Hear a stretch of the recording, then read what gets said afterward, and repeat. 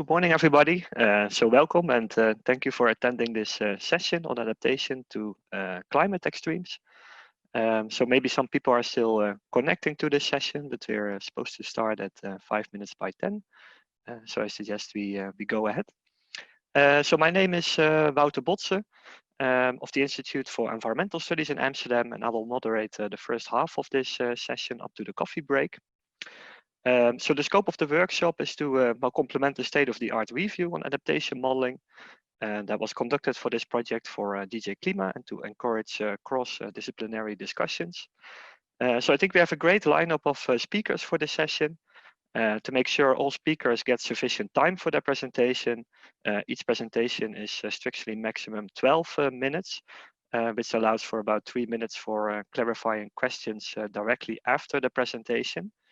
So maybe it's good to point out that the session is recorded and questions can be posted in the chat. So the first speaker is Bjørn Kalsnes, but I'm not sure if Bjørn is actually here already. Bjørn, if you're here, can you make yourself known?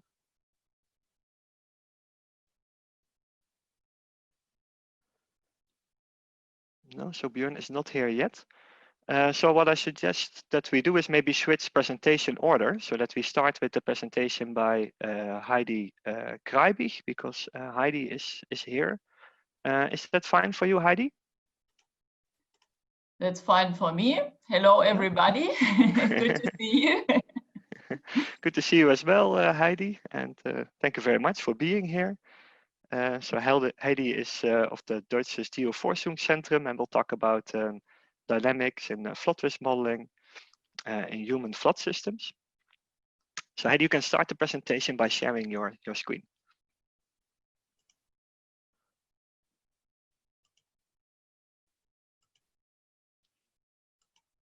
Okay, so I hope you can see my screen now. Thank you very much for the introduction, Wouter. So as said, I will talk today about dynamic flood risk modeling in human flood systems. So flood risk assessments and management is of high relevance for climate adaptation, as we has heard yesterday in the plenary meeting that from the EU member states, flood is of highest concern actually, and floods do cause significant damage already today.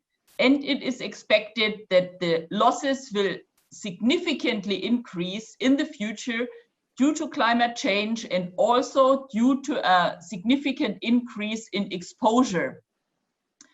So with flood risk modeling, we need to consider all the dynamics, feedback mechanisms, and interlinkages between the human and the flood system. So these occur at various spatial scales and also at various temporal scales.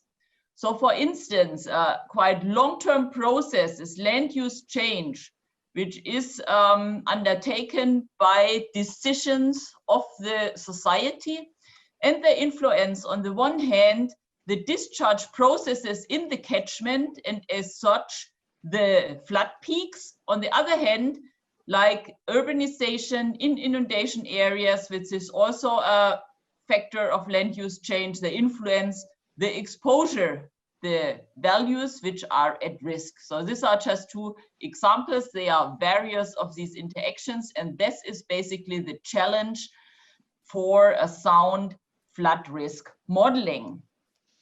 What I want to highlight in my presentation today is basically two approaches which tackle this challenge, and I focus this on the on the factor or on the question, how can we basically integrate qualitative and quantitative data to improve our flood risk modeling and to understand the human flood system better.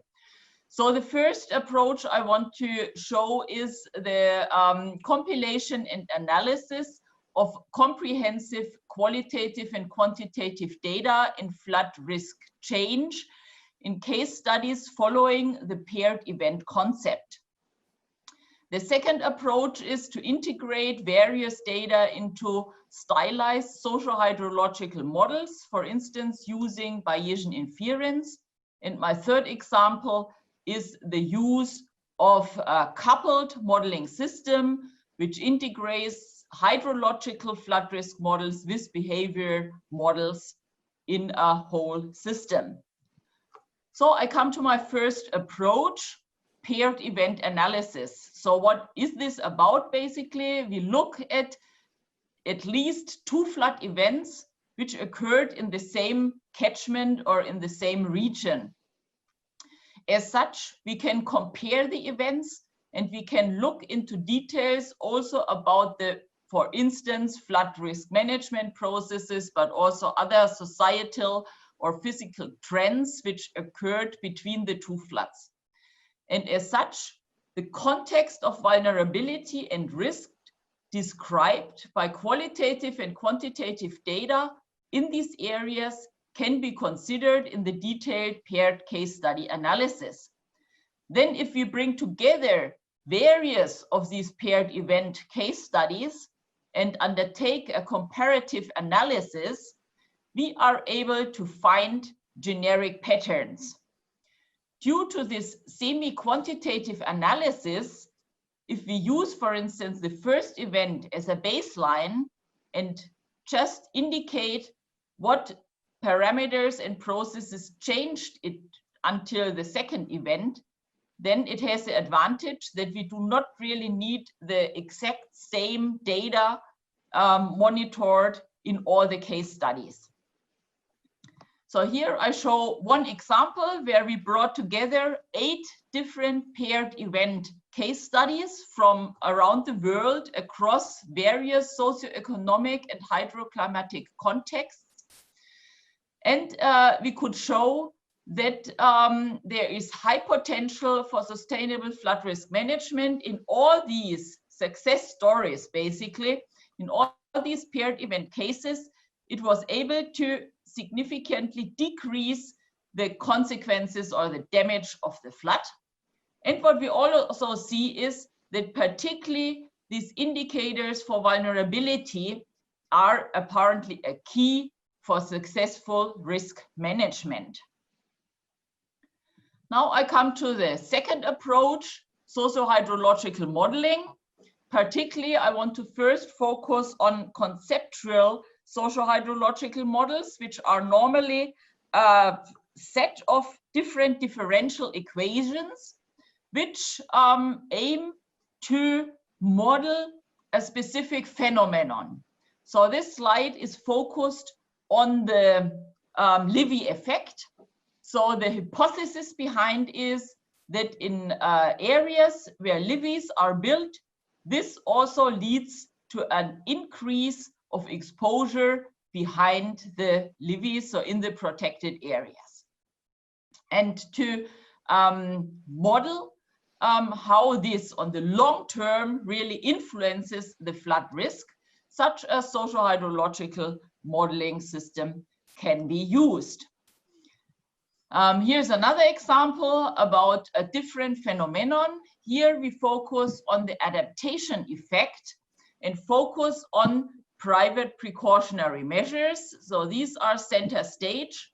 It's a little bit more complex, this model, where we try to look at flood risk governance and management on the one hand, and on the other hand, also various external factors and how these boundary conditions influence the effects of these precautionary measures on the development of the flood risk. And my third example, also to these conceptual socio-hydrological models, is this one. And this is basically my key information here, because one critical point about these modelings is often that they are quite lumped and theoretical. And here in this study, we used real case studies, the city of Dresden in Germany, where we had qualitative and quantitative data, and used this data to estimate the model parameters of this socio-hydrological model. So on the one hand, expert knowledge about the time-varying interaction and feedbacks across flood risk drivers were considered as priors. So for instance, ideas about how awareness is influencing preparedness and how then preparedness can influence the flood losses. On the other hand, we used empirical data from a period of 200 years, but actually, as we see here, we have, we have quite a lot of data about the discharge, we have information about the levees, but in respect to losses, for instance, we have only quantitative information about the last 3 big data loss-causing events. On the other hand, we had also a qualitative information, a description in an archive about flood consequences quite long ago. And all this could be brought together to estimate the model parameters. Then my third approach I want to present here is a systems of systems coupled model system, where models of hydrology and the societal system can be brought together. A big advantage of this system of system models is that they are spatially explicit, can be used for real-world management problems. This is difficult with these lumped socio-hydrological models. So I show here one example which we developed ourselves at the GFZ in Potsdam.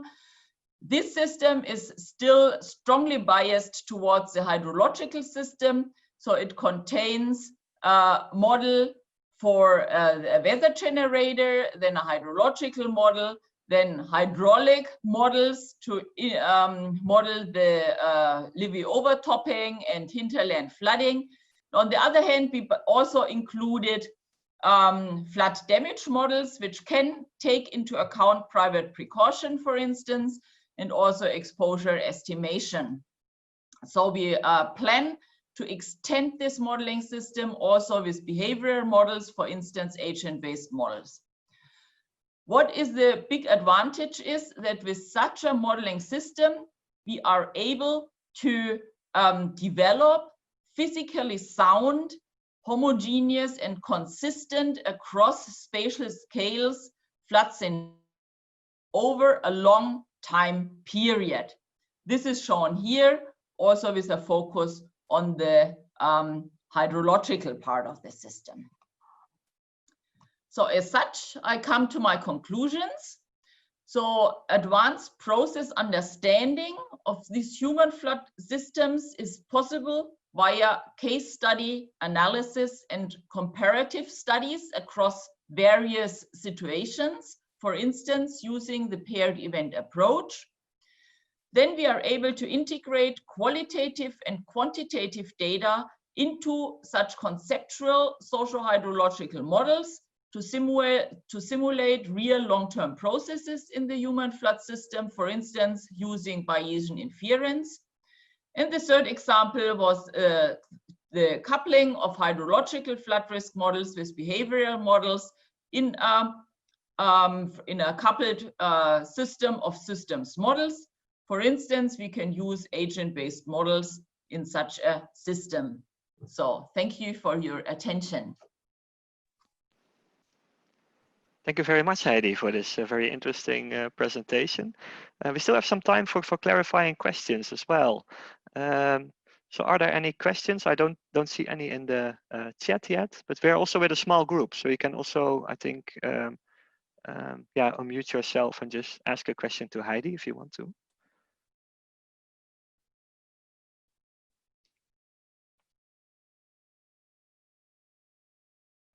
Oh, this is Enrico. Just a quick question. May you indicate the horizontal resolution of the model you have shown at the end of your talk? Because maybe I lost it. Okay, the spatial resolution is on a grid. It's modeled on a grid basis with 100-meter distance. Okay, thank you. Great.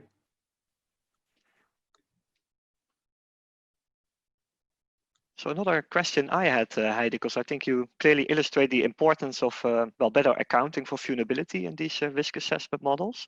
And you also highlight that maybe agent-based models could be useful for this. But we also know that agent-based models are associated with uncertainty in modeling behavior. And I was wondering if you have any suggestions for this. How could future research overcome these well, uncertainties in modeling vulnerability? Well, I think that's not only the case for agent-based models, but basically all models are, of course, associated with uncertainties.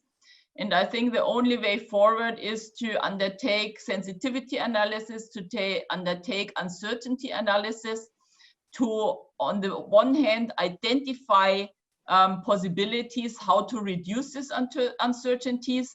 But since we have a lot of stochastic processes in these extreme events, it's not possible to really get rid of these uncertainties. Therefore, the most important aspect is really to quantify these uncertainties and also use this information in all communications, so that if we provide information about flood risk assessments in cost-benefit analysis or for other means of decision support, that always also the uncertainties are communicated and made transparent. Okay, thank you very much, Heidi. So I don't see any other questions in the chat. So I think your presentation was very clear. So thank you very much for this. Also, given the time, we will move to the next presenter, who then is Bjørn Kalsnes, because I think Bjørn has joined by now.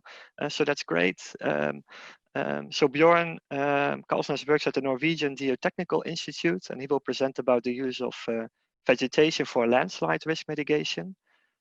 So Bjørn, can you start your presentation, please, by sharing your screen?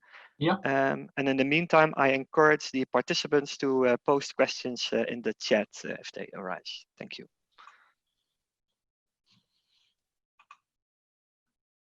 Mm-hmm.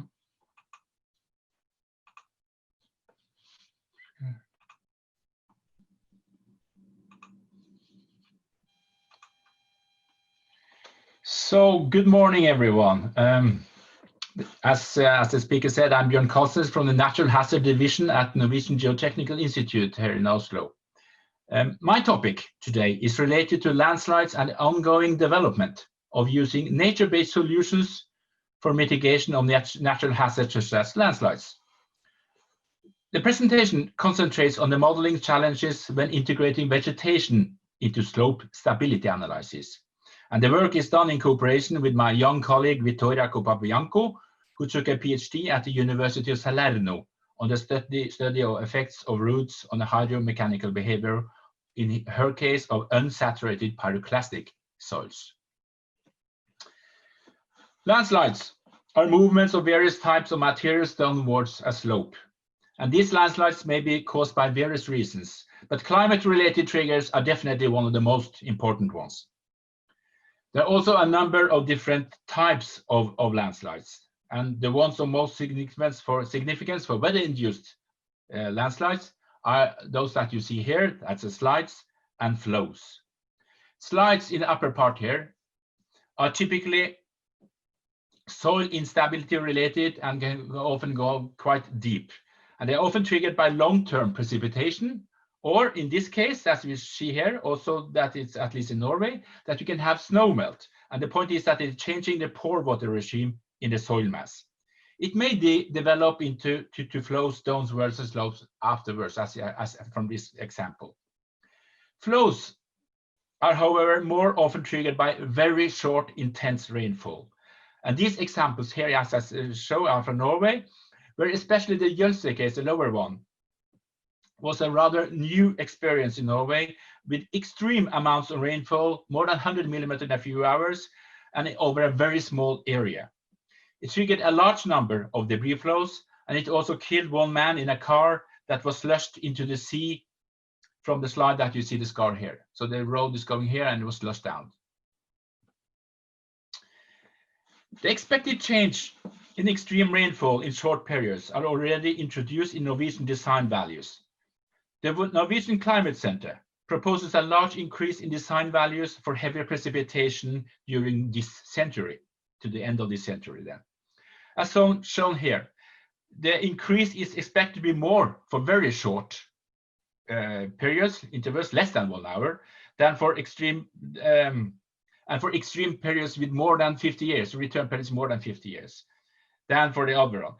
While the general average rainfall increase in Norway is expected to be between 10 and 20%, something like that, the Norwegian Climate Center proposes to use a 30% increase in design value for one-day rainfall, and as much as 50% increase in design values for extreme rainfalls with a very short duration, less than 1 hour. And those are perhaps most critical for the flows, debris flows. This change will of course result in many more landslides incidents in the years to come. And the question is, of course, how to tackle these channels, how to model, and how to mitigate. Natural slopes are really complex, as illustrated in this figure, especially when considering the pore water regime. Downwards a slope, a rainfall or perhaps also snowmelt may run as a surface water, which may increase the risk for flows. It may infiltrate the soil, which of course is not uniform. Here you can see it by soil type A and soil type B and a soil type C. And it may be outcrops of impermeable bedrocks or fractured bedrocks. The groundwater level, which is indicated here, may vary seasonally due to wet or dry weather conditions. In the soil above the groundwater level, the strength may be high due to developing suction in the soil. But this suction, the degree of suction, will vary considerably with the degree of saturation. That means the degree of infiltration of rainfall. If the slope is vegetated, you may have increased evapotranspiration and uptake of water in canopies and roofs. Thus, modeling of landslide stability is not straightforward, and including the effects of vegetation makes it even more complex.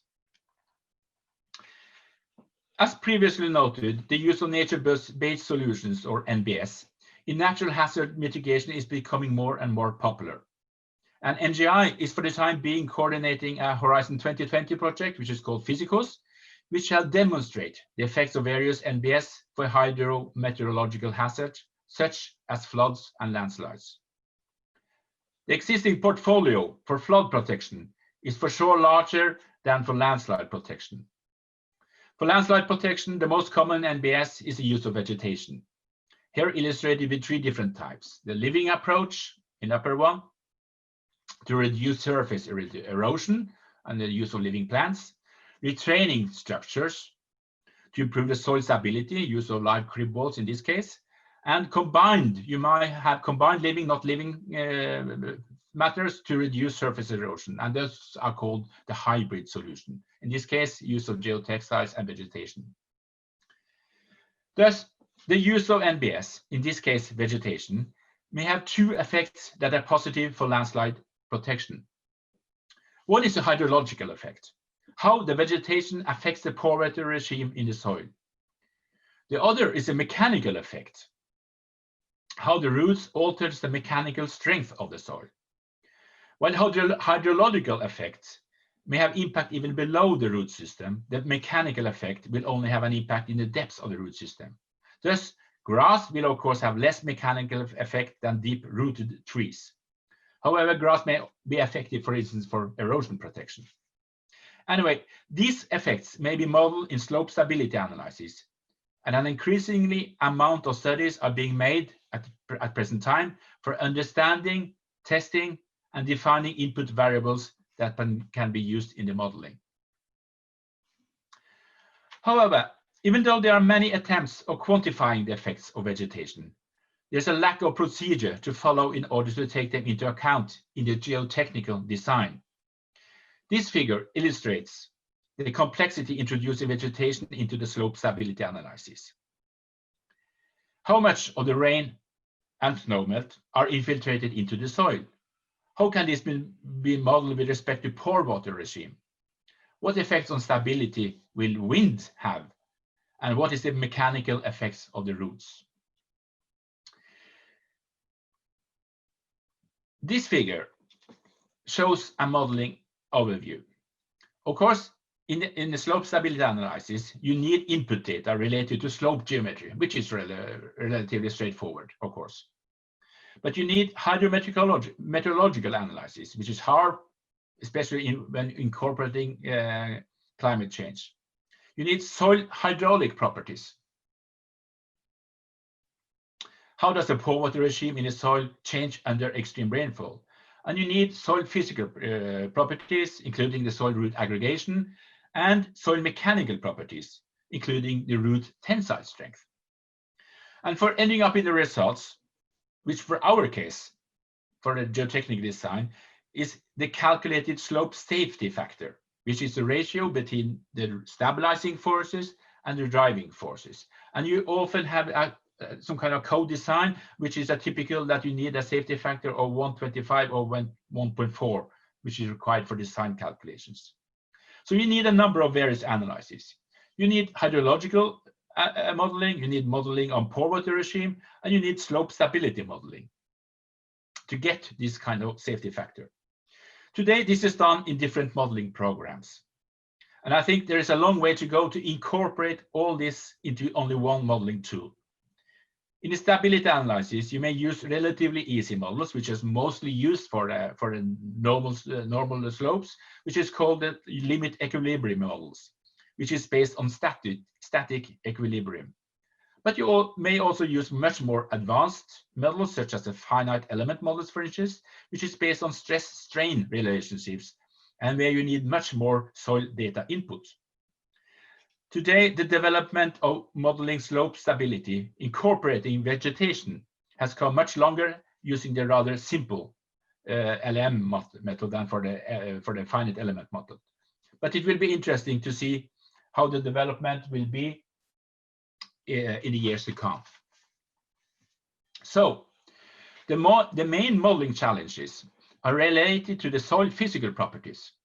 The roots change the porosity of the soil. The soil hydraulic properties. The roots change the soil hydraulic conductivity.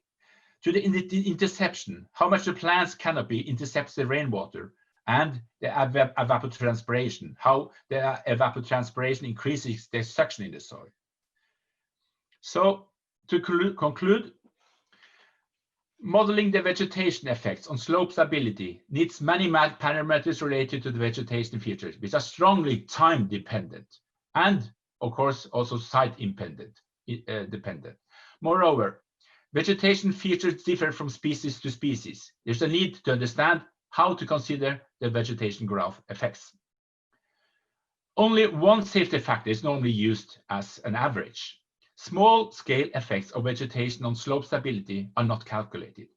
However, vegetation may not be distributed homogeneously. There is a need to consider time-spatial variation of vegetation effects on a slope. And finally, the climate change may alter the precipitation scheme dramatically in many areas, with more intense rainfall combined with perhaps also with more dry periods. The need for combined efforts in local instrumentation and modeling development is therefore pronounced. And thank you for your attention. So Bjørn, thank you very much for this presentation. It's a very important topic, I think.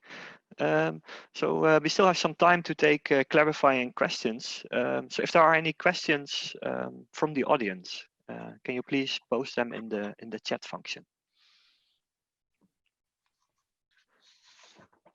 So maybe I can start with a question, Bjørn, because I think you really highlight also that, well, improved research needs to be done to better model the influence of vegetation on risk. But I can also imagine that like much more data maybe is needed, also that needs to be collected in future research projects to calibrate such models. Can you give some suggestions for this? How that data collection should be done? Yeah, that's true. I mean, you have like Victoria did her PhD. You may do it in some kind of a model, a laboratory model, for instance, for different types, use of different types of vegetation. That's one possibility. I think it's a more challenge to do it in field, because you have much more uncertainties then, and to have a one set of conditions I think that is more complex. But I think that should be needed and should be used, and that could perhaps be a proposal for the coming Horizon 2020 projects, or Europe Horizon coming up in the years to come. Well, thank you. It's a very, very important suggestion. I also see a question in the chat by Laurens Bouwers, who actually asked, Laurens Bouwer, who asks that he's interested to know if there's a lot of interest for nature-based solutions with the government. So are they willing to invest in this, for example, in Norway? Can you say something about that? I can say something, yeah, because now it's like it says that any climate, the conditions from the department or for the state authorities, they say that if for any climate-related mitigation, you should always consider the use of nature-based solutions. And if you don't use nature-based solutions, you should really explain why. So in Norway, it's quite important now that, so it's a lot of interest for it, yes. Thank you.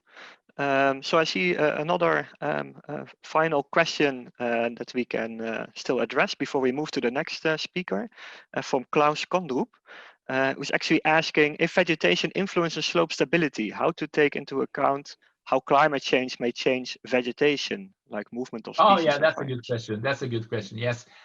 No, we haven't considered that yet, but it may be changing some kind of what kind of vegetation that you can use for different. For instance, in Norway, of course, with a warmer climate, you may use other types of vegetation that you normally did. So it's also, you know, also climbing up in the mountains, of course, the vegetation. So there's a need also to perhaps consider these elements. Well, thank you very much, Bjørn, for your answer and for your very interesting presentation. So it's time to move on to the next speaker. So the third speaker is Marie Scholer from the European Insurance and Occupational Pension Authority. And she will talk about climate change adaptation and insurance. So Marie, we're also very happy to have you here. And you can start with your presentation. Thank you, Wouter. So just sharing my screen. Okay, perfect. So thanks a lot for the introduction. And today I would like to talk about climate change adaptation in insurance.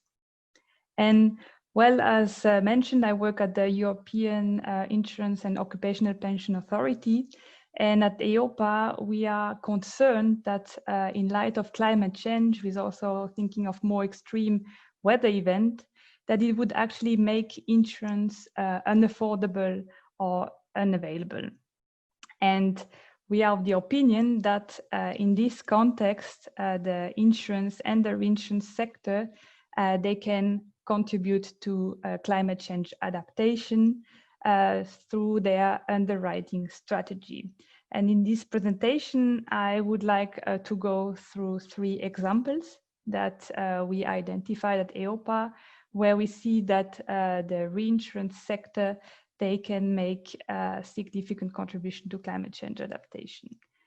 So the first one is, one that, we might have already heard a bit, is about really looking at how the insurer, through premium discounts, also through the contractual term of an insurance contract, if you think of limits or deductibles, they could incentivize policyholders to take prevention measures. And within this, what we are also really interested in is, of course, also that the insurer, they have communication with the policyholder to also explain, what would be, for example, the difference between a premium and including prevention measures or not reflecting prevention measures. So that's what we would be also interested in. And what the insurance sector could, for example, do, when they want to price premiums, they are using so-called catastrophe models to do the premium. And they could, for example, run the models, including prevention measures, changing maybe the vulnerability curves, and well, without the prevention measures. And of course, this would also result then into different premiums. And these different premiums with and without adaptation measures could then be shown maybe to a new policyholders to then really incentivize the policyholders to potentially take also prevention measures. And I mean, we are also looking at different academic studies. I mean, we see here one example from Kuski and Kuhnreuter from 2014, which really show now this example, if the policyholder would take prevention measures, how the premium would then also be modified. So we really think that if there is this possibility that the insurer really communicates clearly, transparently to the policyholder, that it would also incentivize them to take further measures on their properties. The next point that we at EOPA are really also looking at is business interruption. Because, I mean, you might also have heard now with the recent event of COVID-19, but also already during previous natural catastrophe events, I mean, business interruption can also be of huge losses. So in this example, I mean, we have this little figure here, which is showing the sum insured for European windstorms. And we can see that most of the sum insured, they are really, I mean, coming from the buildings. So buildings is usually quite well insured, but only a small portion of it would be coming for business interruption. And of course, also if we think of climate change, I mean, we also might expect that business interruption losses would increase. If, for example, we think of companies that uses the water from rivers, if the level changes, they might not be able to operate anymore for certain weeks in a year or so on. So there might be also these type of losses which will increase. What we also want to emphasize is that many times when the insurance sector talks about business interruption, it's usually business interruption which is followed by, which follows physical damages. So for example, you have an extreme event that destroys property, and then maybe the firms cannot operate because the building is destroyed. But what we also would like to see more products being developed is also for what we call non-damage business interruption, because we have identified that there is a clear protection gap there. And of course, I mean, if with non-damage business interruption, I mean, I just mentioned this example of the level of the rivers. I mean, there typically a company would have business interruption, but without having any of their property destroyed. So we think that there is a need to really have more focus there. Of course, what is also clearly needed is that there is a proper risk assessment of business interruption risks.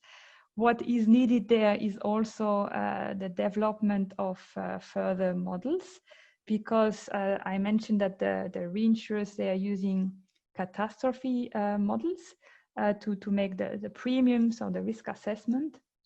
These catastrophe models, they usually can also model business interruption, but it would be always as a consequence of physical damage. So there would be also the need to have these models also developed for non-damage business interruption.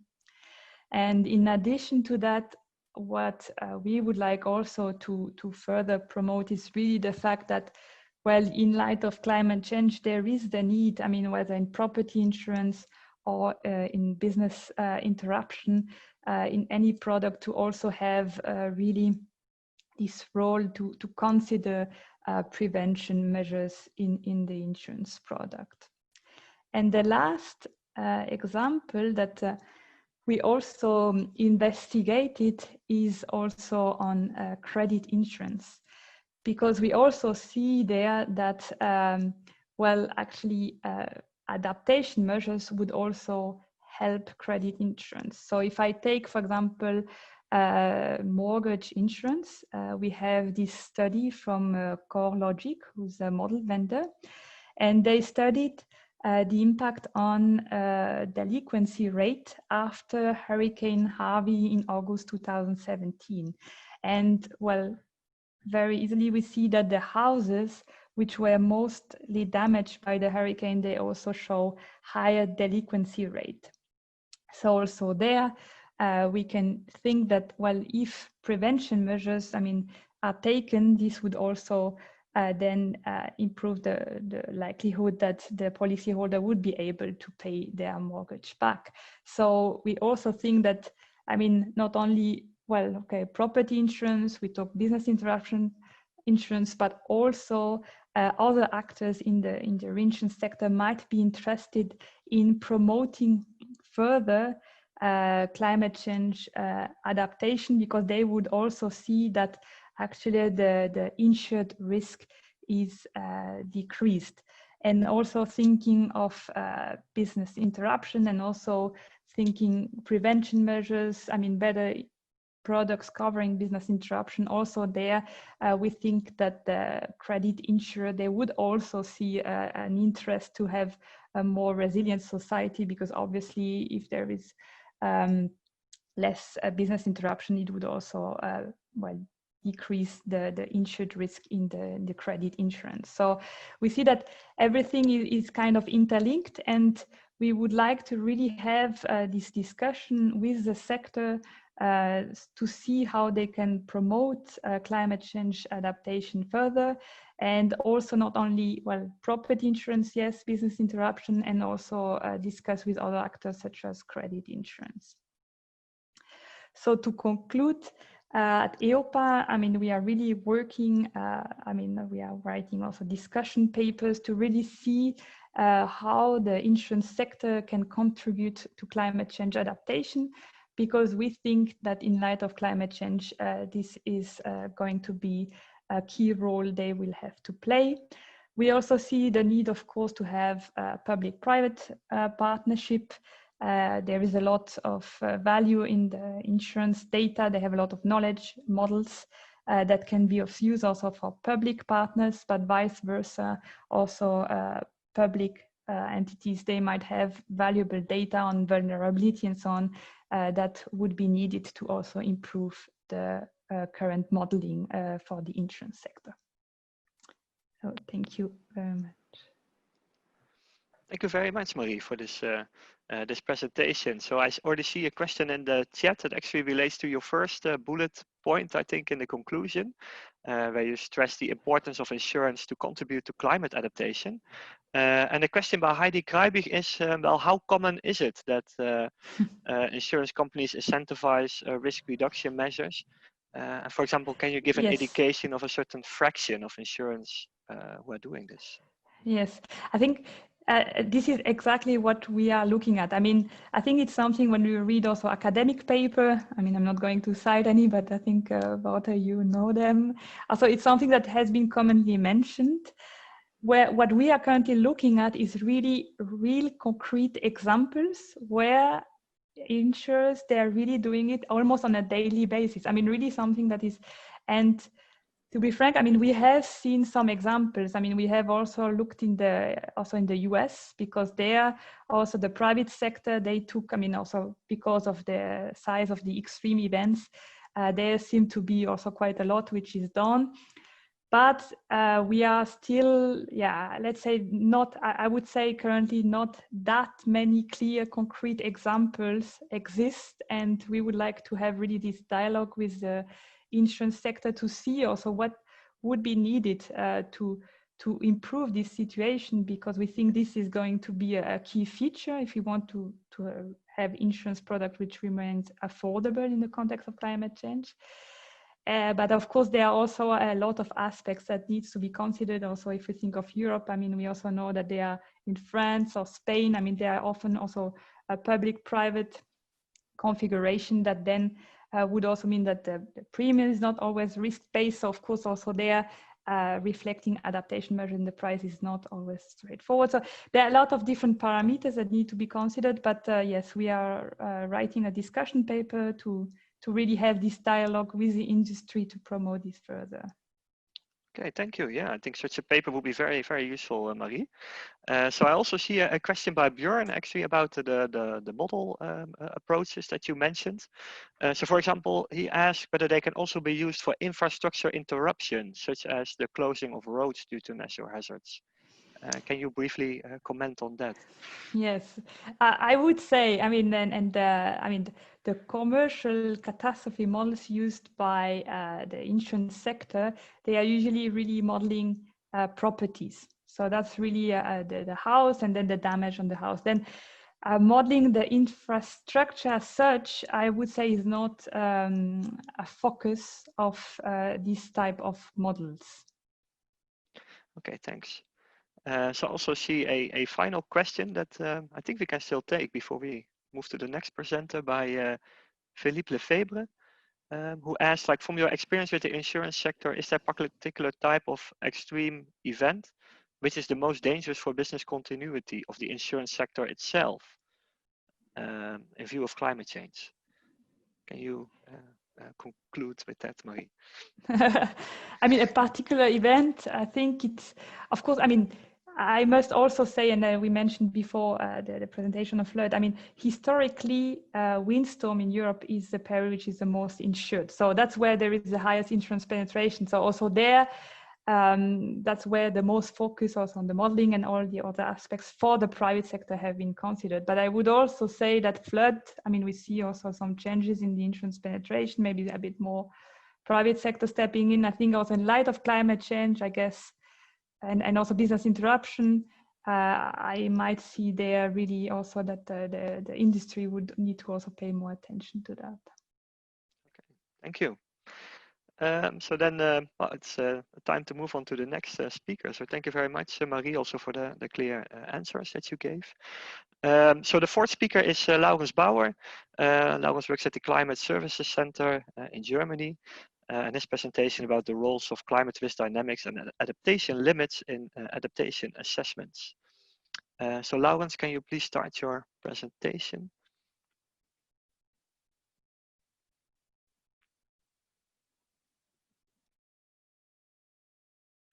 Can you see the presentation? Yes. Good, good. Hi. Yeah, thanks for inviting me. My name is Laurens Bouwer. I work at the Climate Service Center in Germany, which is an institution part of the Helmholtz Center in Geesthacht.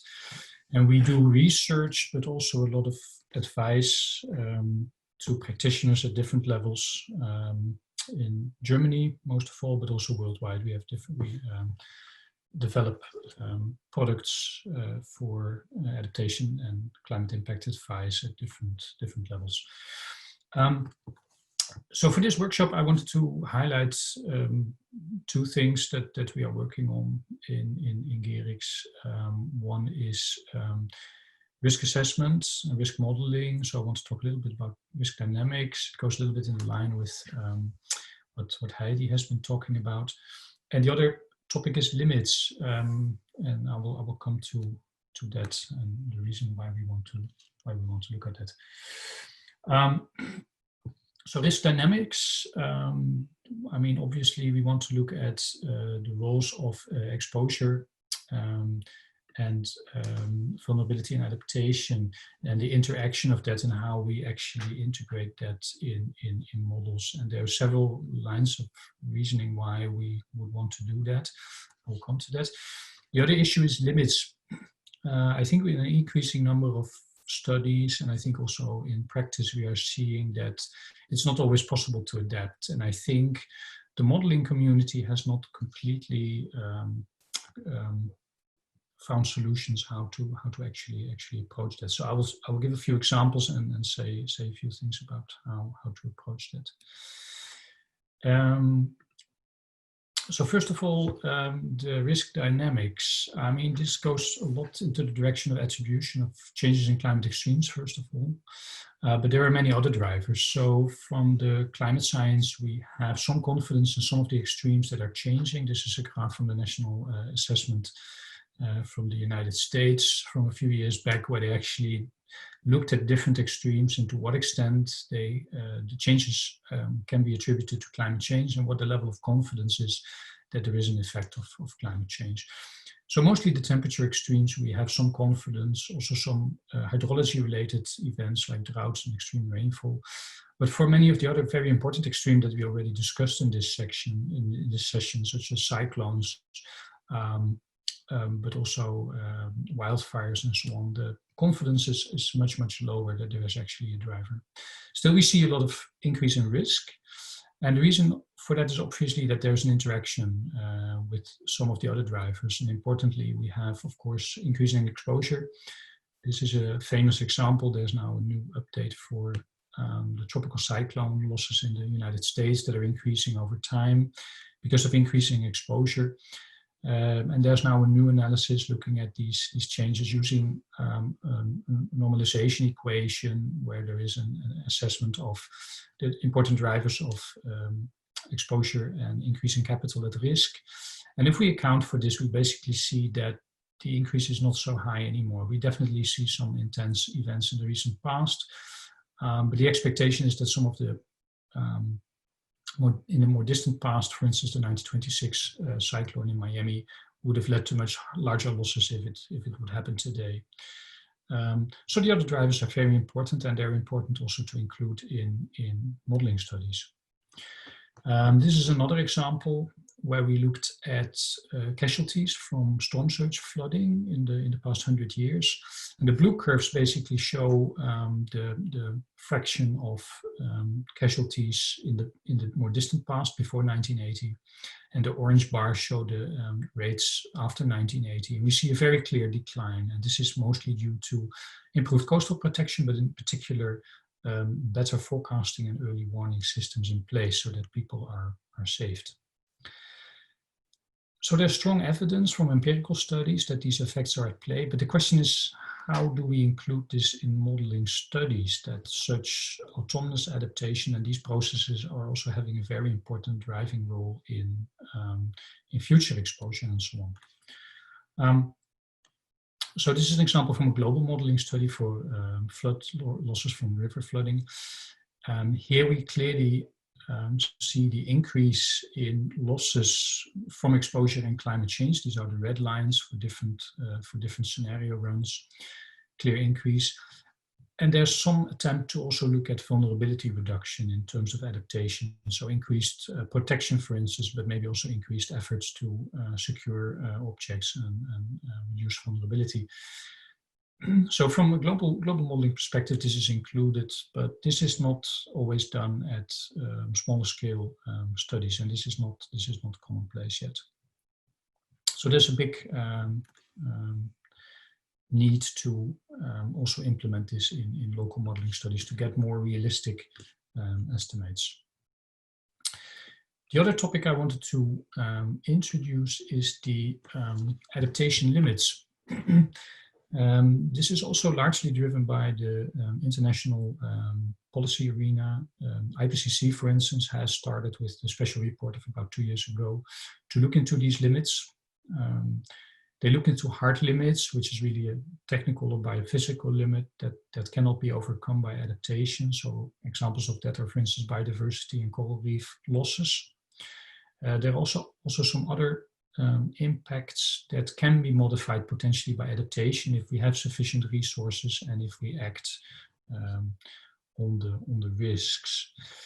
But this is still at a very high level, and the question is also, how do we bring this to the local case studies? And I want to bring up a few examples of what this might look like. So one study that I was involved in the past with Deutsches is local adaptation in Miami, Florida, to local flooding, mostly from king tides. This is a big issue driven mostly by tidal flooding from the coast, moving into the limestone and leading to saltwater flooding. But there are also issues of groundwater flooding, rainfall flooding, and especially the interplay between those, high tide level plus rainfall. There's also aging infrastructure, so there's a big need to start investing. And the question is, with those investments, can we actually manage these problems? So we did a local modeling study using information on buildings at risk in one part of Miami, using a damage modeling approach to look at the actual monetary impacts of those floods and to see to what extent these impacts can be modified by a set of adaptation measures. So the different measures that we looked at local flood mitigation, so basically improving the drainage of this area by using local pumps, flood walls, and so on. For the entire region of this part of the city, we could also install a booster pump, which is basically a very large pump that would drain the area to get rid of rainwater. And the final option is to look at elevating roads and buildings to actually get rid of the flooding problem at all. And what we are seeing is that although all the measures do have a positive effect on reducing the flood losses, we see that actually only elevating roads and buildings is effective over the long term. And also when we do a cost-benefit analysis to see how long we're actually benefiting in economic terms from these investments, we see that actually only elevating roads and buildings is really giving sufficient benefits. At the same time, these are very costly measures. And the question is whether for the very low-lying areas that I showed here in the graph, whether this is feasible, that actually either the homeowners or the government actually starts paying for this. So we did have, in this local case study, we did have discussions about abandonment, which is really showing that there's a limit to what we can do in terms of adaptation. But this is obviously a very sensitive topic that we finally did not include in the study. So this is again the areas that are very low lying in the coastline of Miami, in this part of Miami, and we see a very densely populated area, and there are many buildings that have a very high risk, where it's questionable whether such investments can be made for such large areas. And there is also other areas around the globe. This is not a unique case where this retreat, managed or unmanaged, is already underway. So an example from Europe, for instance, is the city of Ferreira, where there has been a decision made over the long term not to invest anymore in the seawall. It's a relatively small community, and this is having major impacts on the local population. And the question is, can we actually model and predict this also for other parts of Europe? Another example is the United States. This is in Louisiana, where people have been adapting to frequent coastal surge flooding. At the same time, it's also clear that here relocation is becoming an option because of the very high costs that would be involved in protecting these communities. There are now also federal programs, both from FEMA as well as the Housing Department in the United States. Many billions are now being reserved for paying for relocation and abandonment of these areas. So a few conclusions. The climate risk, there's a clear interplay between hazard and socioeconomic factors, which is where there are some studies at the global level that have provided evidence for this. There are some modeling studies that also include this now, but this is not practiced really for local studies yet. And the other topic, can we model and predict risk reduction and adaptation limits? To what extent it's feasible for many locations to do this? This is a topic clearly missing in many of the adaptation studies. One of the possible solutions is that we combine top-down modeling studies. For instance, the example that I've shown for the city of Miami is that we do this climate risk analysis and then combine it with a study of local information. What are the preferences of local people? What are the costs and options involved in actually paying for some of the measures, and to what extent would retreat or abandonment be an option? And there's a clearly increasing need at the global policy level also to start looking at some of these limits. That was the short presentation. Thank you very much, Laurens. So people are encouraged to well, post questions in the chat. I don't see any questions already, but oh, I see a question now from Heidi Kreibich. She asks, is the availability of suitable areas people could move to during relocation a limit? Can you elaborate on that, Laurens? Yeah, that's a good point. For instance, in the case that I showed from Louisiana in the US, this is definitely an option. These people have been offered alternative permits to actually relocate and build a new house.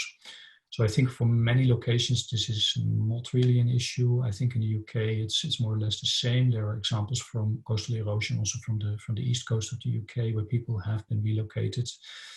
But these are still the relatively small numbers, and I think one of the main issues is with small islands where there's clearly less options to move out. This will become a problem, and this is probably less of a modeling problem. But I think the first step is really to indicate where this is, so that early understanding of these limits can be made, and also an early discussion can be started, because there are also bad examples. For instance, the city of Fairborn in Wales, this discussion was not really done. So the decision was made at a county level, and this was not clearly communicated with the local population. And I think this is very big problem that we are seeing. Yeah, thank you, Laurens. So in the meantime, I also got another question from Gijs Kloek, who actually says, well, the feasibility of adaptation depends to a high extent on local circumstances. And Laurens, what are your ideas to model adaptation from a top-down perspective? Yeah. Yeah, this is a good point. I mean, I understand the question as how to do this. I mean, clearly it's about local circumstances, and this is difficult to model from a top-down perspective. So I think even if you do a large-scale modeling exercise, we always need a process with local policymakers and local stakeholders to get insight into the preference of the options. So that's what we did in Miami. We had several workshops actually to disentangle what they thought were feasible, technical, and also economic or financially viable options. So this is also why the abandonment at the moment dropped out. From the global top-down modeling studies, this is very difficult to do. So I think that's also why they are only partial helpful in highlighting some of these issues.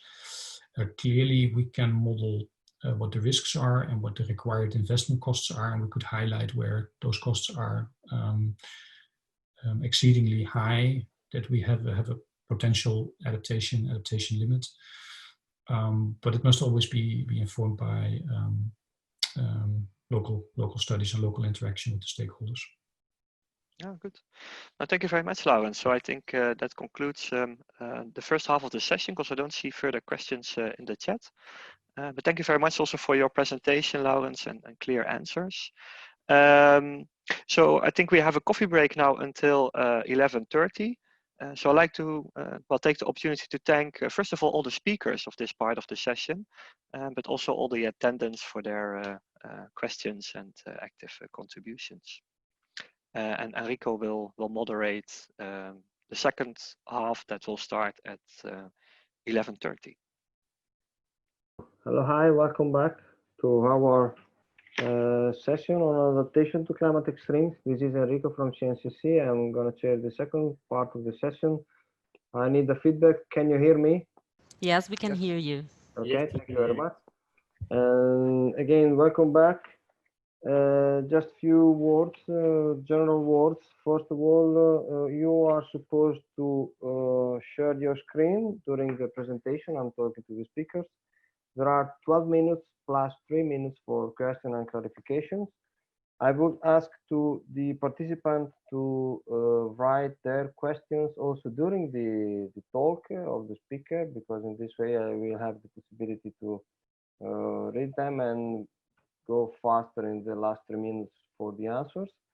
And then I want to say that at the end of this session, we will have the plenary session where we will discuss again just trying to summarize what we had in the two subsessions, and also I think that we could also decide to leave room for additional clarification during this final part of the session. So please remember to mute your microphones, and we are going to have today 4 talks. The first one is from Filip Lefebre from the Flemish Institute for Technological Research. We're going to talk about urban climate data and services. So we should start. Filip, are you ready to share your screen? Okay, so I don't see myself, but I hope everybody sees the first slide of my presentation. So good morning. So I work at VITO, which is a Flemish research and technology organization. So we do applied research, and we also do a lot of contract work for private and public sector. Today I'm going to present you what we do in terms of urban climate services, information that we provide to urban stakeholders to support them in their adaptation challenge. So I'm going to present the results from the Climate Fit City project, but firstly I will start by giving you a bit of introduction into the challenge. So the cities of tomorrow. So we have a number of mega trends which are ongoing, such as we have an aging population, which is more vulnerable to certain extreme events. We also have climate change, and we also have the trend that urban areas are growing, are expanding. So there's a major challenge there for urban administrations to develop, to steer the development of urban areas into resilient environments in which we can live, work, recreate in the most optimal conditions. So we have at VITO started a strategy to establish a service to make available state-of-the-art urban climate data in which we are specialized for urban areas across Europe. So one of the observations is that in actual climate projections, which are rather coarse, which have a coarse resolution, urban areas do not appear. So there's a need to downscale large-scale information to the local scale. So in all our discussions with urban areas, with urban administrations, cities, urban administrations want to have very localized information, very specific for their cities. So the information, the tools are available to provide that information, but it's not reaching the end users. So we need a network structure in which the information that we provide can reach the end users. So one slide on a tool that we developed to downscale large-scale climatological information towards a very high resolution. So we have at VITO the Erplim model. We can configure the model using Copernicus land and climate change information. And finally, we we are able to produce very high resolution, 100-meter resolution maps of the main climatological variables. You see here a rabbit at the bottom. So this is to say that the model has been optimized and is very fast compared to traditional mesoscale models. To give you an example of the output of the model, so the model produces hourly climatological fields at high resolution. And here you see for the city of Antwerp, the averaged summer air temperature field for every hour of a day. So this is old midnight during one summer. And you can see that during the night, starting from 6, 7 o'clock in the evening, the urban heat element intensity starts to build up, reaching its highest values around midnight. During the day, the air temperature differences between the city and the outskirts are rather small. So it's this very localized information that urban administrations need to develop urban adaptation strategies and action plans. The model has been validated in a number of studies. So we have paid particular attention to that because standard meteorological observations are not available inside city centers, so we needed to set up our own measurement stations. We have developed within a Copernicus contract, we have calculated urban climate data for 100 cities, and this data is available in the climate data store of the Copernicus Climate Change Service. So you can see here a screenshot of one of the data sets available within the climate data store. So for these 100 cities, everybody can download urban climate data at high resolution at 100 meters. So I want to go a little bit deeper into the concept of thermal comfort. So air temperatures are not enough to say something about how people feel during a heat event. So therefore, we need to use thermal comfort indicators, which integrate different parameters such as radiation, humidity, and wind speed. And there are many indicators, there exist many indicators. So we have the habit to work with the wet bulb globe temperature, which is an ISO standard, and which allows to quantify how people experience heat at a specific location. You can see here an example of the difference between a 100-meter resolution map for the city of Brussels, where you can see the urban heat island building up in the city center, compared to thermal comfort 1-meter resolution wet bulb globe map. So this is for the city center of Brussels, and you can see that the variability is very high, and there are many cool spots available in the city center, and it's exactly that information that the city is using in its information campaigns to help the population finding relief during heat waves. Another application that I want to present you is in a case that we developed within a Belgian research project.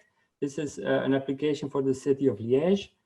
And in this example, we have combined different megatrends. So we have simulated the heat stress or the exposure to heat wave days for current climate and also for future climate. So for a period centered around the year 2030. At the same time, other experts have modeled how the city of Liège will expand in the future, because there's an ever increasing increase of the city. So more and more people are moving towards the city center. So we have added 50,000 people to the city. And you can see here the result. This diagram shows you the exposure, so the number of people exposed to the number of heat wave days per summer. And in blue, you see the current climate, and in orange, you can see the future climate, not so far away. So you can see that there's a massive increase in exposure to heat wave days in population numbers. So this is a big challenge for the city, and they are taking this as a base for developing new strategies, urban development strategies. So finally, I've come to the presentation of the Climate Fit City project, which is a European climate service demonstration project, which is finished, focused on urban areas.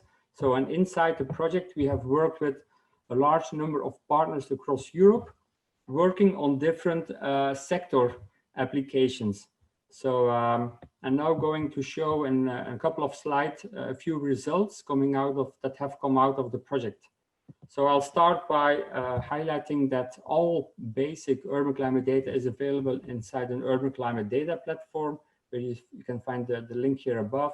So everybody can find the data that was used in the project here. One application is the link between heat stress and mortality. So our partners from Barcelona have worked on that, and there are two online available applications where you can yourself view the results. But so the high resolution climate data was linked with high resolution mortality data, giving insight into the sensitivity of different population groups, elderly, young people, men and women, into the sensitivity of mortality on heat. So I'm not going to go further in the results, but you can go yourself and you can play with the data and with the results. Another application was the link between urban climate and active mobility, and in particular cycling. So there have been many things analyzed in the project, such as, for example, the sensitivity of cyclists to the weather conditions. So you can see that with increasing temperatures, and we used the human comfort index. With increasing comfort index, the use of cycling increases until a certain level. So during extreme heat days, people do not cycle anymore. Another application was to derive weather-adjusted statistics. So this is important if you want to analyze, for example, mobility policies, and you want to filter out the weather effects. This is this is now also possible using this high-resolution data. And another application is to look at, for example, the climate change perspective. How will the number of wet bulb globe temperature days where the wet bulb globe temperature is not comfortable anymore, how will this evolve? So this is all useful information for a city to develop cycling policies and also to invest in appropriate cycling infrastructure. Another application is the emergency planning policy. So firemen need to steer their investments at the right location, the right infrastructure to be able to deal with the extreme events of the future. So here you can see the urban flood result for the city of Tirana in Albania, and very customized information products that the people of Tirana were looking for. Another application is the collaboration with the Zoo of Antwerp. So the Zoo of Antwerp was interested in knowing more about how their location compares to the rest of the city, and also how climate change will impact their operations, such as, for example, the management of the animal collection, but also how visitors will, how can they, for example, take advantage of the fact that the Zoo of Antwerp is in fact a cool spot inside the city. So this is something that was very eye-opening for them, and they want to use that information to attract more visitors. Also, the link between the use of water and energy and electricity and climate has been analyzed and has provided insights for them to steer future investments. Another application is an online tool that was developed by a Czech partner, in which urban administrations can play themselves with land use maps to analyze the impact of land use changes on, for example, urban heat island intensity, or an indicator as the number of heat wave days. Here you can see a screenshot for the city of Dhaka in Bangladesh. So this is a tool that is publicly available, which is integrated within the Urban TAP environment.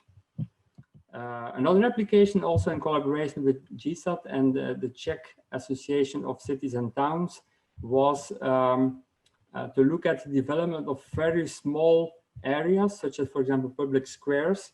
So we have analyzed different greening scenarios of a public square in the city of Hodenaar, and this information is then used by the policymakers in their discussions with local stakeholders and investors.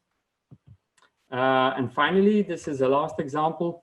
Sorry if I'm rushing a bit through the results. I don't have a clear idea about the timing, but I hope I'm still on time. So this is a last example in which we have analyzed the relationship between the building energy needs for heating and cooling compared to the use of urban climate data and rural climate data. So does it make a difference if you use urban climate data from representative for the city center, or rural climate data from a nearby airport, for example? So nowadays, mostly people make use of data from rural locations, even for urban applications, and it makes a difference. So we have done some analysis for a number of cities, And on the left, you see the result for the city of Bern and Prague, which are cities north of the Alps. And you can see that it makes a difference. For example, looking at, if you look at the heating energy consumption, so there are differences of about 20%, depending on which type of climatological data you use in your analysis. For the cities south of the Alps, we have found big differences if you look at the cooling energy demands. So the cities of the south of the Alps, cooling is important, and it will become even much more important in the future. So here also, if you use climate data representative for the city center, you come up with different results, significantly different results than using rural climate data. So this is in short a summary of some results from the Climate Fit City project. So I would like to thank you for your attention. And if you want to know more about it, here are a couple of links of websites where you can find more information. So if you have any questions, please contact me. Thank you. Thank you very much, Filip. Any question? In the meanwhile, I have one. Filip, I see that you have so great job, and I see that a lot of data have been provided for at the urban level with your model. You went back to 2008, if I'm not wrong. Are you planning to go even to the beginning of the century, or is that enough? This is perfectly possible. So I think you are now referring to the data set, which is in the climate data store of the climate change service. So yeah, that was a demonstration case within that contract. So we prefer to have more data for more cities and limiting a bit the number of years for which we have calculated data. And I think there was also an issue of the availability of the ERA 5 forcing data, which was at that time not available for the period before 2008. But it's perfectly possible to do simulations from, for example, the beginning of the data set of ERA 5. Okay, thank you. There is another question. And the question is, what model do you use to downscale to 1 meter for the city of Brussels? This is from Lauren. Thank you. So we developed an in-house methodologies which works within a GIS environment. But if you send me email, I can provide you with a publication in which it has been documented. Okay, so thank you again. We need to go ahead. The time is over. So the next speaker, thank you again, Filip. The next speaker is Óscar Manuel Ferreira from the Algarve University.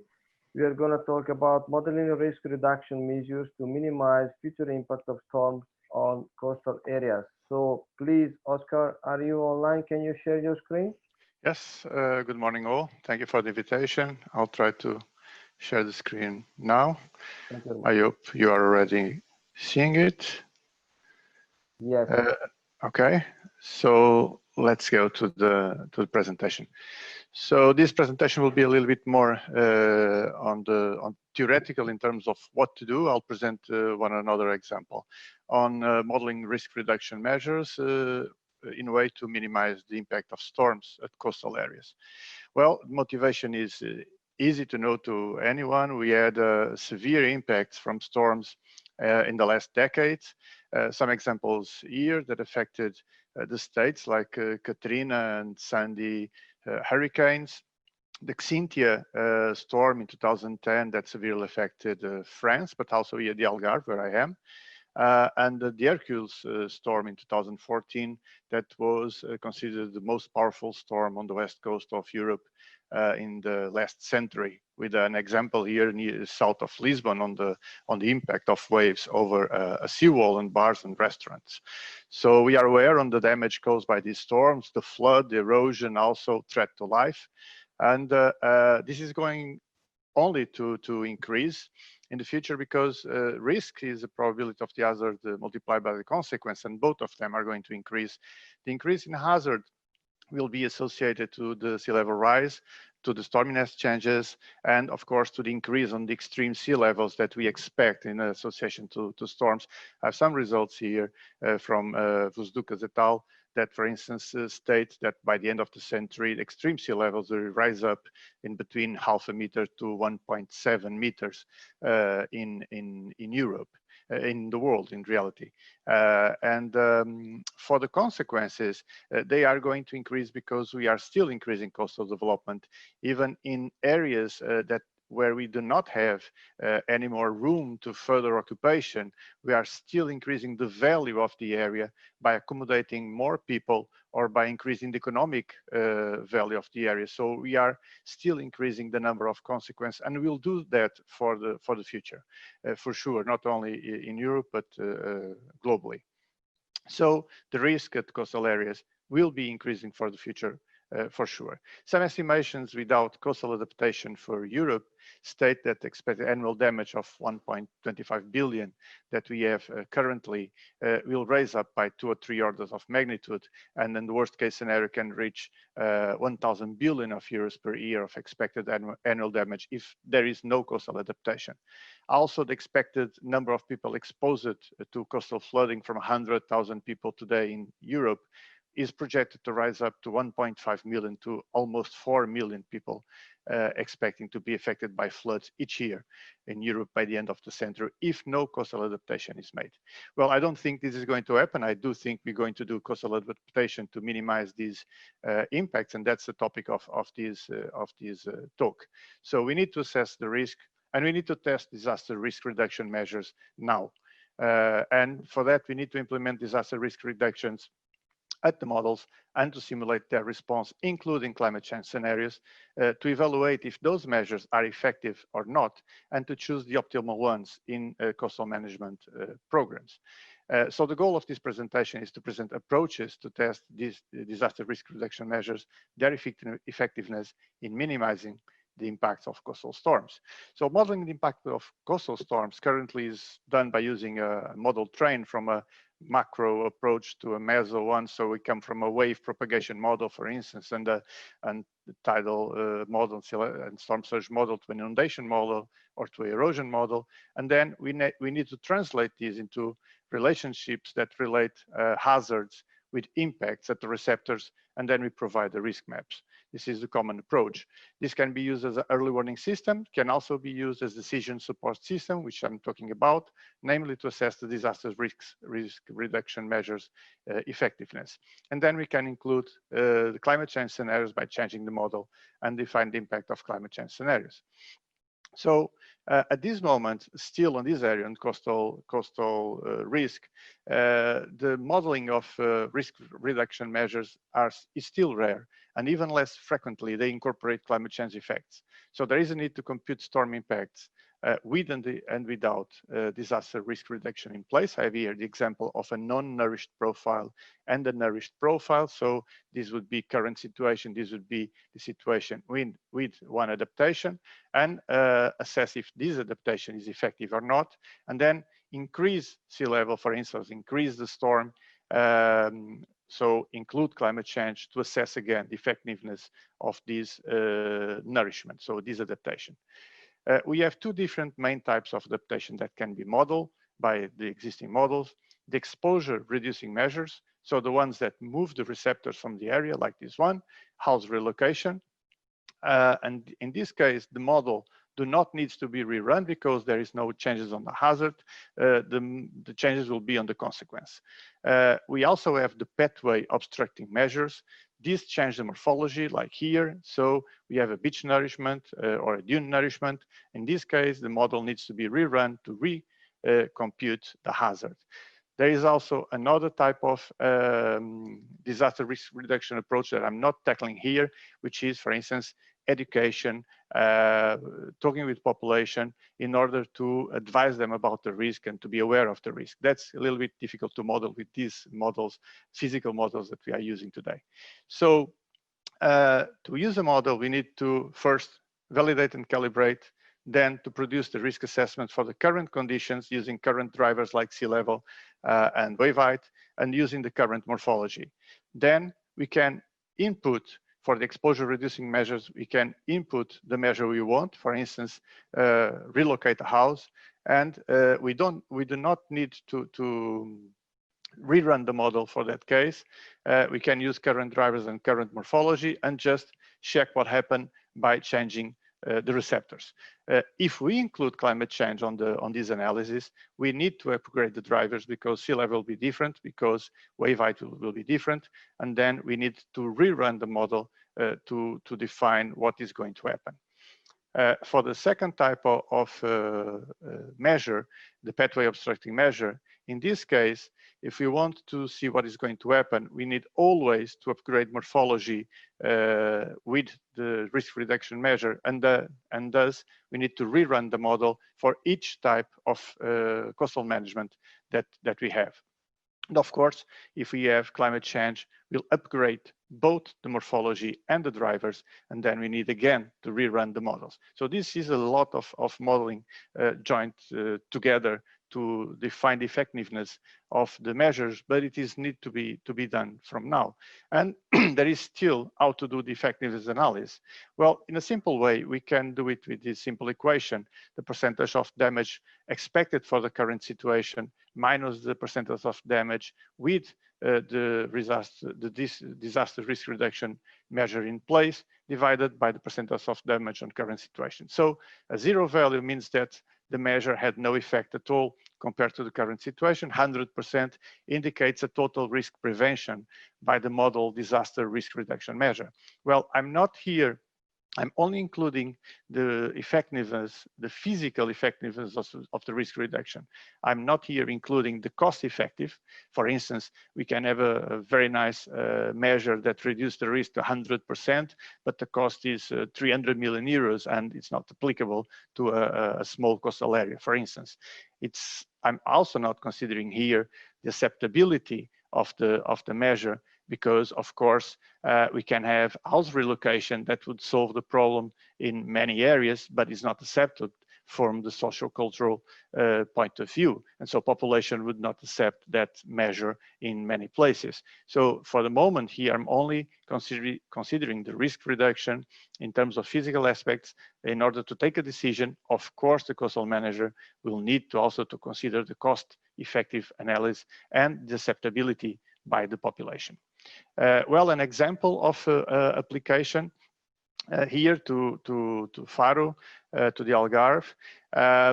We have on the left side a storm with a return period of 50 years that produces all this red erosion on the beach. And this dark line, this black line, is quite important because it is the limit between houses and infrastructures and the beach or the dune. So each time we have the red after the dark line, it means that the building or the structure will collapse because there will be a vertical scarp beneath this structure. This is sandy area, and then it will collapse. So by modeling this storm with X beach mostly, we could define that 50% of the houses would be safe, 5% of the houses and roads and parking would be destroyed, and we have a buffer zone where we don't really know if they're going to be fully damaged, partially damaged or not, that we call potentially damaged. So 45% of them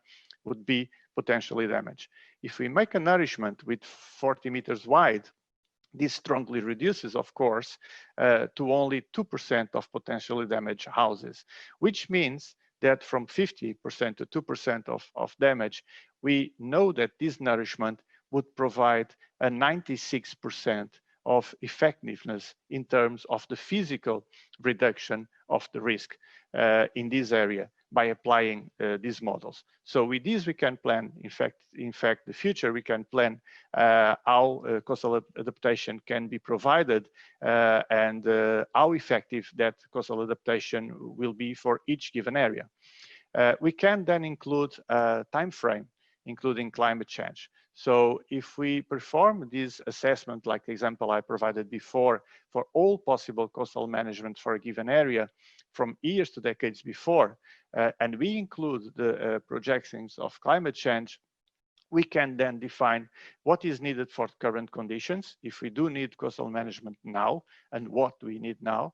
For instance, if we need a beach nourishment after 10 years, if we need dune recovery after 15 years, if we need another beach renourishment, for instance, after 20 years because this sand was gone already, and if we need, for instance, to rise buildings or to remove it after 40 or 50 years.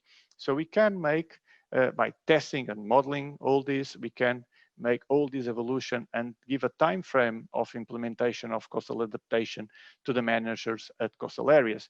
Of course, we can and we should make a reanalysis according to new data and information each 5 or 10 years.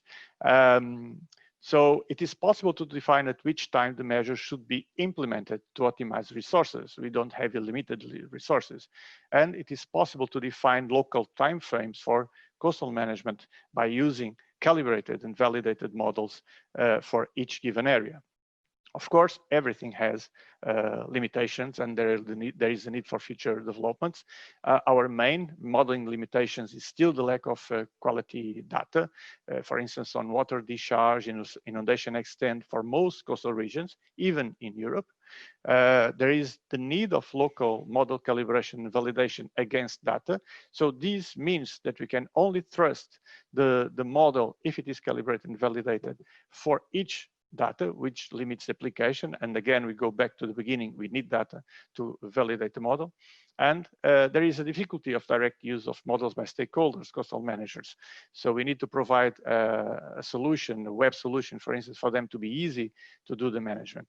We need to better define vulnerability relationships between the hazard and the exposed elements, like damage curves and limits of building collapse, limits of threat to life. They are not very well understood for the coastal areas still this moment. And we need to extend the effectiveness analysis to economic, ecosystem, and social cultural aspects. We need still to account with indirect impacts like cascade effects, which often are not included on these models. Final remarks, to be hopefully short. There was a proposal here of a generic approach to test adaptation and risk reduction measures, considering climate change, including definition of coastal management time frame. There's also a proposal of a simple index to assess the effectiveness of the disaster risk reduction measures. And of course, we need to pay attention to the previous slides where I also presented the still existing limitations, but they can be in the future severely reduced in order to improve the resolution and the approach on the modeling. Thank you so much. Thank you very much, Óscar. We have a quick question from Heidi, and the question is, any idea about the cost effectiveness of the different adaptation measures? Which ones are cost effective in most areas? Which ones are only rarely cost effective? It depends from area to area, really. But for instance, I can tell you that house relocation, when you have a high density of occupation, is rarely cost effective. Even if it is physically very effective, the price of relocating people and give them another house is so high that in most cases is not yet applicable. Okay, thank you very much. We need to go to the next talk. Thank you again, Óscar. And we are gonna have the talk from Neal of the University of Bristol on recent innovation in flood hazard modeling over large data sparse regions. So Jeffrey, can you share your screen? So thank you very much, everyone. I hope you can see my screen okay. Yes. So I'm going to talk about recent innovations in flood hazard modeling over large data sparse regions. So the talk here is specific to models that we can run essentially everywhere. So slightly different to some of the other flood hazard models that you see that rely an awful lot on local data.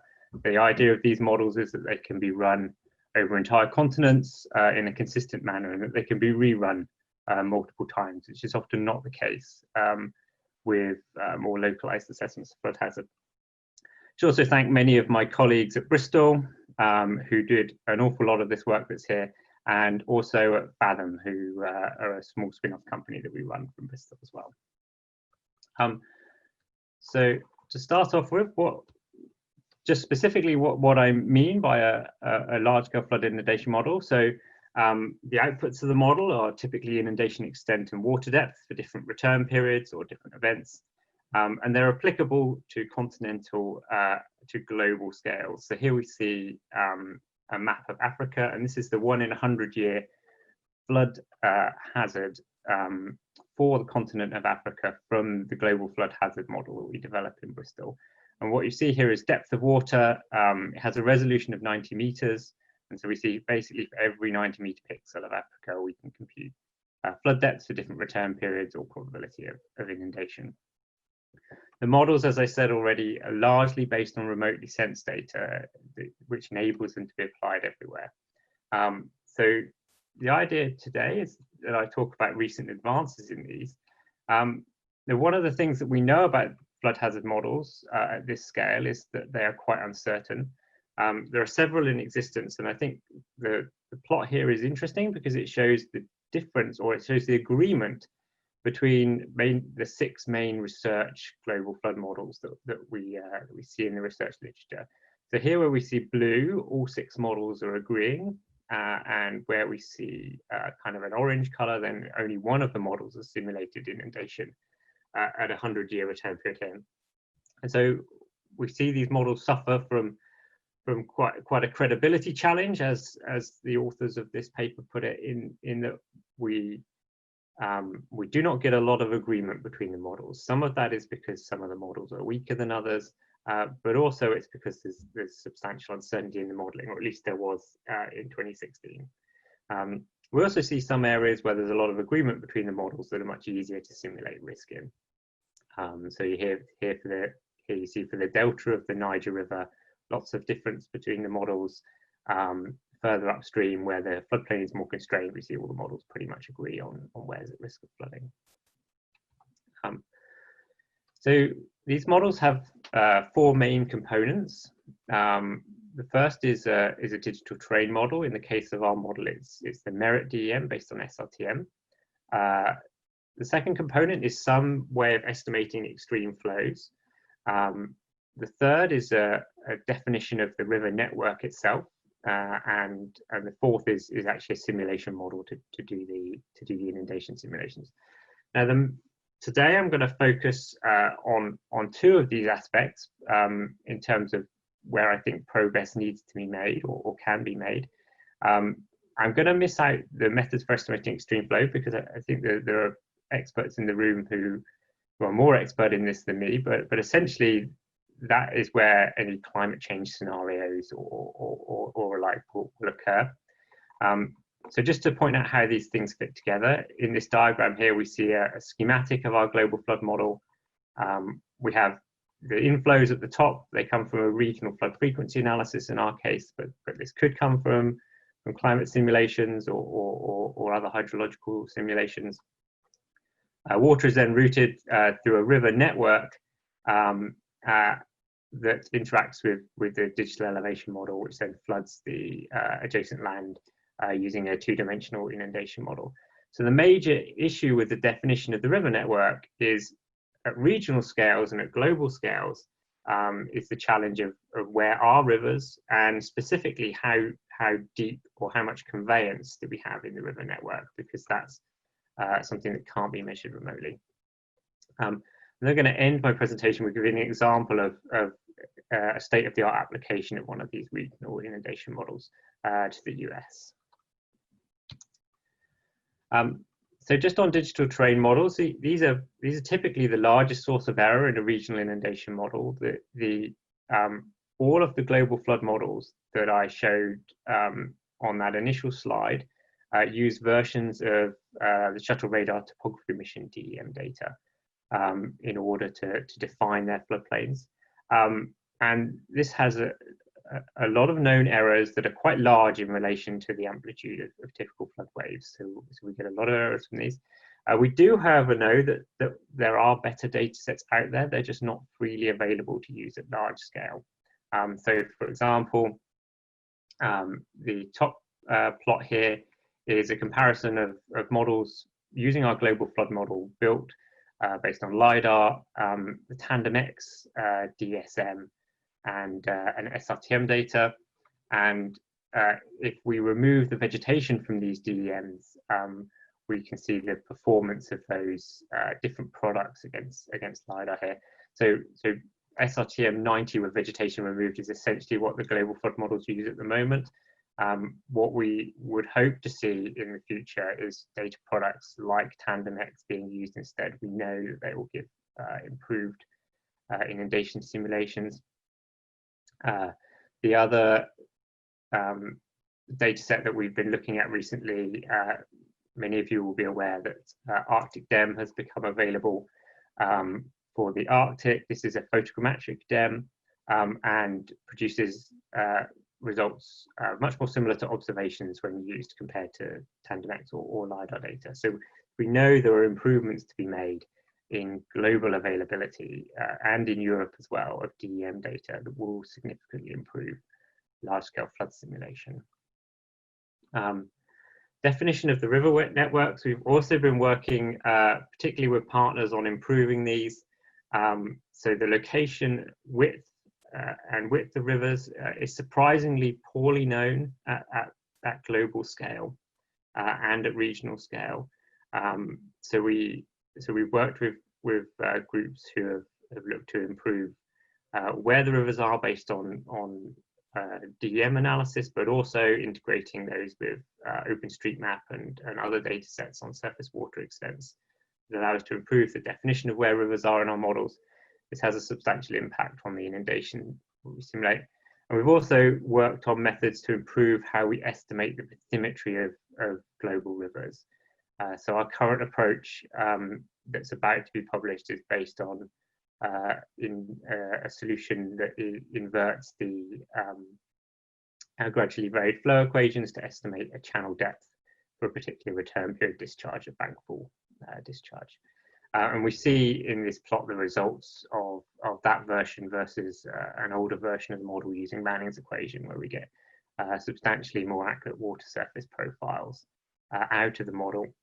But there are still fundamental limitations in our large-scale models relating to the presence of flood defences and other structures in river networks. River bifurcations are still very poorly modelled in global flood models, and we still don't really understand how conveyance changes across different landscapes to any degree of accuracy. So what I'd like to finish up by doing is basically showing you an example of an application of our global flood model, which I think represents the state of the art and also represents what I think these models should be used for going forwards when we think about climate adaptation. So you can see all the results from this study on a website called floodfactor.com. And essentially what we've done is we've run our global flood model for the US, and we've run that for 4 perils, for pluvial, fluvial, coastal, and hurricane flood risk. And in each of these cases, the present day and a future scenario based on RCP 4.5 have been run, and so we can compute the change in hazard for each of these perils, and then we've explicitly modeled that down to 30-meter resolution across the whole of the US. So what does that look like? Here's the result that we get for the area around Houston. Here we see the 1 in 100-year coastal flood hazard for 2020, and if I click through, we can see the same hazard, but for 2050. So this includes sea level rise, but also increases in the intensity of tropical cyclones. So just to conclude, and some concluding thoughts. So flood modeling at a global scale is a reality. It's limited fundamentally by the availability of elevation data, but that could improve. The the data exists, they're just not available to use. They simulate inundation depths, which are what are needed for impact modeling. And there have been significant improvements in these models over the recent years. However, we still have a very limited understanding of uncertainties, particularly when we go to data sparse locations. And also, this example in the US looks at climate change, but there's also limited work that's been done today on how climate will propagate through these models and change risk. So with that, I'll stop and welcome any questions that people have. Thank you very much, Jeffrey. Any question?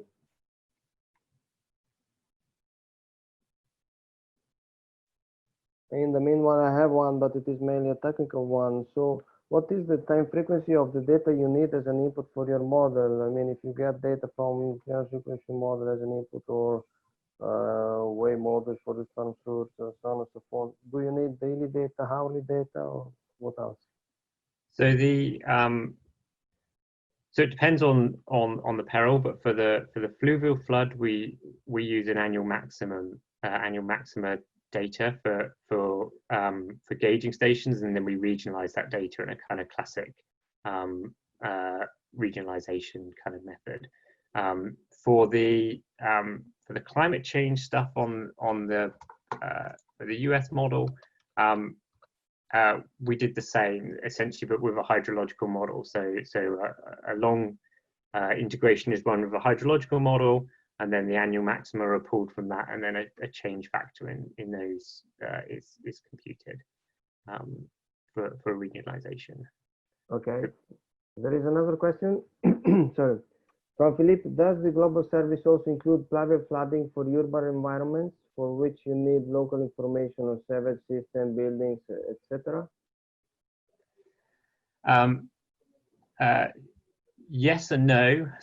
So these models don't typically include things like the local drainage network. They're often included as a kind of standard of protection, so some set of assumptions will be made about how much water will be removed by local drainage. In terms of buildings, for the US model, at 30-meter resolution, some will be resolved in the DEM, but most are not resolved. And so I would say these models, at least the pluvial model, is pretty poor in urban areas compared to what you might do at a city scale, where you're looking to explicitly model all buildings and the interaction with the drainage system. So these models, yeah, do make a lot of simplifications in order to work everywhere. Okay, thank you very much, Jeffrey. So we need to move to the last talk from Jensi Moll from the Institute for Environmental Studies, VU University, Bjørn, and the talk is on climate adaptation by owners. Are you ready, Jensi? Yes, I'm ready. Can you hear me? Great. Okay, welcome. So I'm Jensi Moll. I'm a PhD candidate at the Institute for Environmental Studies, and they use economic experiments to study how we can mitigate flood risk damage. So first note, I don't do any modeling work, but I rather provide the input for your models. And in this case, we're looking at individual homeowners. So as an introduction, I think we can all agree on this, that economic losses to natural disasters are likely to increase. And this has two main causes. One is socioeconomic development in vulnerable areas. So people like to move to the beach, and cities are expanding, as we heard before today. And then if we add sea level rise and climate change, this is quite problematic. So that's the motivation for this work. Now, if we look at climate adaptation for floods, there are several things we can think about. The first one that comes to mind in my Dutch mind are flood defenses, right? So we can try to prevent floods from reaching our homes. Well, second, we can look at flood insurance. So that would be sharing the costs of sharing these costs over a large group of policyholders. So that's one possibility. And the third one are individual risk reduction measures, which is it is basically my theme. So the idea is that homeowners can individually protect their homes, and this would also save a lot of damage. So that's a topic here. And what we see in the picture is a nice house on stilts, which is a rather expensive method, but very effective. And there are also other methods. So of course, it depends a lot on the region we're talking about. Right. So the thing is that these measures are often cost effective in the long run. And I think in this session, there are a lot of experts who know this and who've even proven this. So I take this as a given. And my question is actually, why do people not take these measures? That's my problem. So if we look at some of the options to protect your home from flooding, well, one a bit cheaper thing than putting the whole house on stilts is to move expensive stuff and equipment to higher floors. Right, so yeah, you can take these measures. It's a costly thing, but then if a flood strikes your home, it would be less costly in total, right? The damage would be lower. Now, there are several important factors for homeowners to do these things, so to adapt their homes to climate change and to flooding, and we can have a look at those. So one of them is the effect of insurance. So imagine that you already have flood insurance. Well, in that case, maybe you're less inclined to take these measures. And there might be a difference between mandatory insurance and voluntary insurance. Another thing are financial incentives. So there's a couple of financial incentives that can be provided by, for example, insurance companies. So we heard that in the first part of this session. So we can think about the deductible level. An option is a premium discount, so to lower the premium in case people have adapted already. And the third idea would be to hand out mitigation loans for people who don't have the budget to install these measures in the first place. We can also have a look at risk perception, right? So if people are not seeing any risks at all, then why would they invest in protective measures? So this is an important factor in climate adaptation behavior. And finally, we thought about social norms. So this idea that it's important what other people do. So they might inspire you and you might have the feeling that you have to join them in taking measures. Now, first, let's talk a little bit about how we measure this climate adaptation. Basically, the idea is that we would like to change a couple of these factors that I just discussed. And then we would like for each scenario to find out how much people would invest. So we basically need an economic lab, right? Well, it doesn't look like this. An economic lab basically uses games. Because with games, you can change probabilities, you can have people winning and losing, and you can change lots of rules. So that's exactly the way we can test all these different factors. Now, this is an example of a physical economic lab in Amsterdam, where students were playing a game that I developed. The idea of this game is that you can earn some money, and then you have to spend this money on a home. And this home needs to be protected from flooding because it's under flood risk. And then there's a couple of decisions that the subjects can make. And then we observe these decisions under different scenarios. And we have some ideas on how people behave. Right, so it looks like this. You get this fixed income, and we use lots of icons to make it clear for all participants. And then they can invest, and then there's finally some flood risk results. Now, of course, students are not our main population of interest here. So we used a panel company to distribute the game online to a sample of homeowners, in this case in flood areas in the Netherlands. And then this is basically what the game looks like. So I think you can see my pointer here, right? So what we see here is what people have, their home, and they have some money. Then we show them the probability of this scenario. We tell them how long it takes. We tell them the maximum damage. And here's the box where we tell them if they have insurance or not. And then here you can see the question it's all about. Do you want to invest to reduce flood damage? And here we see the 5 options that they can click, and they're costly, right? And they give you the damage that will be avoided if you install this measure. And then in case there's a flood, then we show them the result, right? So in this case, it's really nice and green. So the participant over here is not flooded, but you see a couple of other houses that are blue. And this is the way we show them the flood risk. Now let's go back to these important factors for adaptation. So we looked at a couple of them and we did different experiments. So if we go to the effect of insurance, we tested insurance, voluntary and mandatory. And this is what it looks like. So this is the box where we explain to the subjects that they have insurance. In this case, they have a premium and the deductible, which is explained over here. And the thing is, the theory would say that there would be moral hazard, right? So in case of insurance, people have less incentive to invest in protection.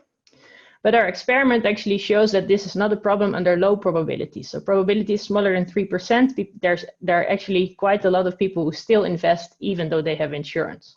So that's one of the interesting findings of this lab experiment. Now, if you have a look at financial incentives, we also tested a couple of those. It looks like this in the game. So for example, if we look at the premium discount, then these were the investment options. And there's extra information at the bottom, which shows them, look, if you invest this amount, we do not only reduce the damage, but also the premium. So that's how we visualize the premium discount. And the theory predicts quite a large effect of premium discount. Well, we found this effect, but it was quite small. So there's a significant effect of a premium discount, but it's not as large as theory would predict, as expected utility theory would predict. Well, we can also have a look at risk perception, and this is very interesting because we can vary the flood probability, right? Which is something that we cannot do for real, right? We cannot just move a couple of people to another area, relocate there mentally and ethically do. But in this experiment, we can do it, so we can make sure that everyone has the same flood probability. So we varied a couple of these probabilities, and well, we found a small effective probability. So people, indeed, they respond to higher risk, risk being probability times damage. And they respond to this, but not in the same proportion as expected value would predict. So that's also important information that can be used in flood risk communication. Then finally, we looked at social norms. So we thought, okay, let's show them what other people do. And we showed them here, look, 70% of homeowners previously opted for these measures. So we used this information from a previous experiment. So we were giving them real information. And we showed this norm nudge message, as it's called in the literature, to stimulate them to take these measures. And theory would say this would increase investments, but we found no effect whatsoever. So this goes to show that this is a good idea to test these things in the lab first before you start a very expensive field experiment.